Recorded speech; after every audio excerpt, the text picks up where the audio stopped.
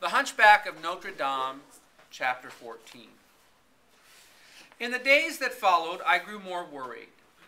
The thrill and joy I had felt at seeing Esmeralda's daring rescue was now gone. Would I ever see my bride again, I wondered. The beggars at the Court of Miracles were worried too. One day, the king of beggars called me to his throne. "Pierre," he began in a fatherly tone, "as you know, I fear for the life of Esmeralda." I nodded. Like the king, I knew that the walls of Notre Dame would keep Esmeralda safe from the guards, but it would not be enough to protect her completely. The king reminded me of the master of Notre Dame. The Archdeacon, Claude Frollo, is her accuser. It is Frollo who had her arrested. She cannot be safe in his church. I wondered if even Quasimodo could protect Esmeralda from the Archdeacon. The king saw the fear on my face. He smiled and put his hand on my shoulder. "Never fear, Pierre," he commanded me. "I have a plan to rescue Esmeralda. It is a dangerous plan, but these are dangerous times." "What should we do?" I asked him. "First, we fill the streets of Paris with beggars. We spy on everyone who goes in or out of the cathedral. Then tonight, we strike." "Strike?" I asked. "But how?" "With an army of beggars," he said. "Tonight, we will storm Notre Dame." That night, as the midnight watch patrolled the city, we made ready. All during the day and evening, beggars had slowly surrounded Notre Dame. They brought with them all the weapons at hand. Some brought torches, others brought pitchforks. Most had only sharpened sticks. We would, by relying on our numbers, not our skill with weapons. As the hour approached, the king emerged from the shadows.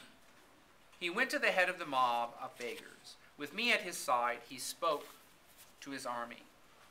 "Tonight," he announced, "we rescue one of our own from the evil archdeacon. Tonight, Paris belongs to the beggars." The men cheered and lifted their puny weapons. My heart swelled. I was proud to be a part of the Court of Miracles. "Go now," the king cried, "and bring Esmeralda safely back to us." With one final cry of determination, the army of beggars charged down the street to the church of Notre Dame. Meanwhile, high above the city, Quasimodo kept his lonely watch over Esmeralda. In the days that had followed the rescue, the hunchback had let no man near the gypsy girl. Once, Claude Frollo had climbed the stairs to the bell tower. He had ordered Quasimodo to give the girl to him.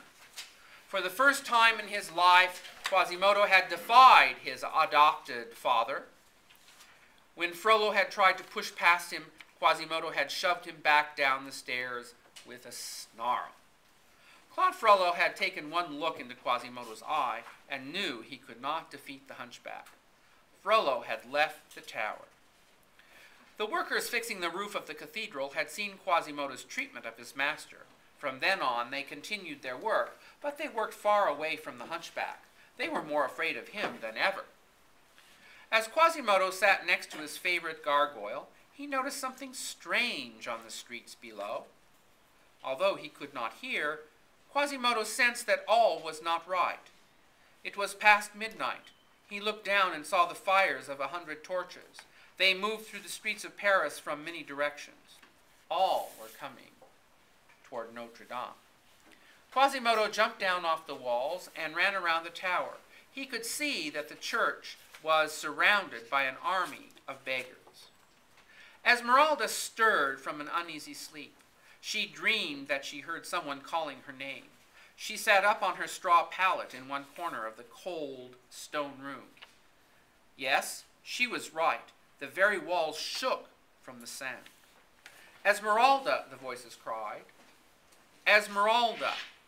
She rose and hurried across the room. She flung the wooden door open, and the sound of 1,000 voices filled her ears. "Esmeralda," they cried. "Esmeralda." "The beggars of Paris have come to rescue me," she exclaimed. Joy filled her heart. She turned and grabbed her shawl. She pulled the flimsy garment over her shoulders, but when she tried to leave the room, she found Quasimodo barring the way. "You must let me through," she cried.